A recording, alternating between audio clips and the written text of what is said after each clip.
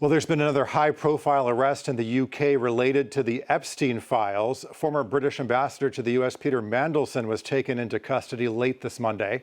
Police say his arrest is related to misconduct probe over his ties with Jeffrey Epstein. Prime Minister Keir Starmer appointed the Labour veteran as the UK's ambassador in Washington in late 2024.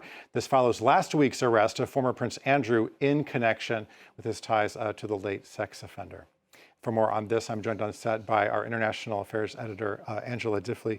So, Angela, we know that Mandelson maintained a friendship with Epstein even after his conviction. What do we know about the allegations of misconduct against him? We should stress that he, until now, has denied anything unlawful, and he hasn't been charged with anything yet. These allegations relate, we think, to the period when he was business secretary, so a member of the British cabinet, around the time of the financial crisis. And the latest tranche of documents, the Epstein files that were released a few weeks back, showed appeared to show that he had leaked market-sensitive information, confidential information, while he was business secretary. After discussing things in cabinet, immediately, it appears, emailed Jeffrey Epstein with that. Also leaked, it appears, information on Labour's proposals for tax policy before they should have been widely known. He also, it appears, lobbied for a change amongst his colleagues, for a change in a proposed policy over bankers' bonuses, that at the request of Jeffrey Epstein. That's what the emails would appear to show. He, of course, denies any wrongdoing. And this, while the emails also appear to show that he received about $75,000 from Jeffrey Epstein. It looks as though he was repaying Epstein with information and that he had become financially in some ways dependent on Jeffrey Epstein. He denies all of this, of course. It's really important to stress what a huge figure Peter Mandelson is in British politics. He was the behind-the-scenes man, the architect, if you like, of New Labour and that momentous time back in 1997 when young, charismatic Tony Blair came to power. And he, throughout the time after that, played a significant role, sometimes being an MP, sometimes in the back rooms, sometimes in business, out of politics, but he was always in the background.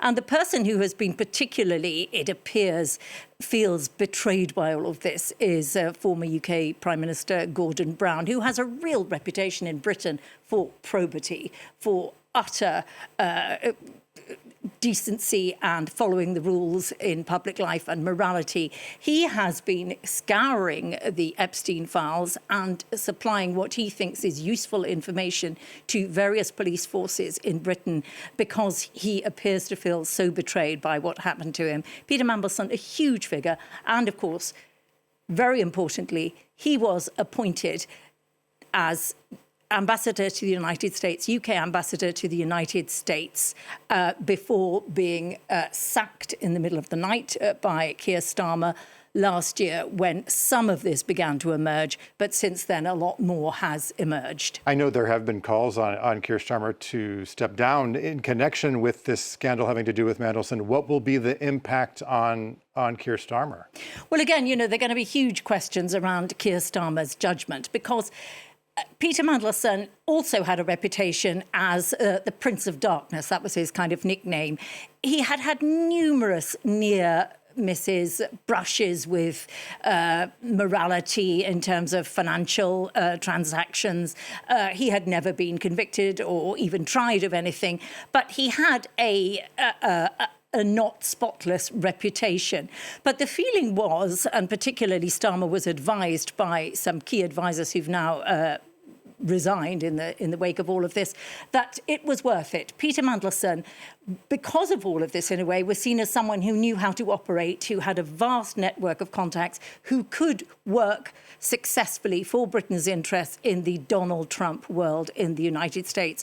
And it appears that Starmer agreed to that. And now his judgment is really being called into question. There's also suggestions that the vetting process was speeded up, that it wasn't properly done. Starmer said when all this emerged emerged a few weeks back, he lied to me. A lot of people are saying, well, just how curious were you? Didn't you investigate this thing a bit better? So all of this, again, it will get worse because next week the government is obliged to release documents which will show emails between Keir Starmer and Mandelson and various other people. There is likely to be a lot more that comes out about this. It mostly reflects on Keir Starmer's judgment. So far as we know, nothing more than that. But it's very, very difficult for him. As to whether he'll be toppled, what happened before a few weeks ago when he was very nearly toppled by his own party because of what was perceived at best to be a lack of judgment, there is no obvious person to succeed him. If the time becomes right, and some of those people who currently have difficulties in putting themselves forward because they have other entanglements, if the time becomes right and a successor feels ready to stand and put themselves forward, he could go in the coming months. It depends really on whether a successor looks likely. For the moment, it doesn't, and he should survive it.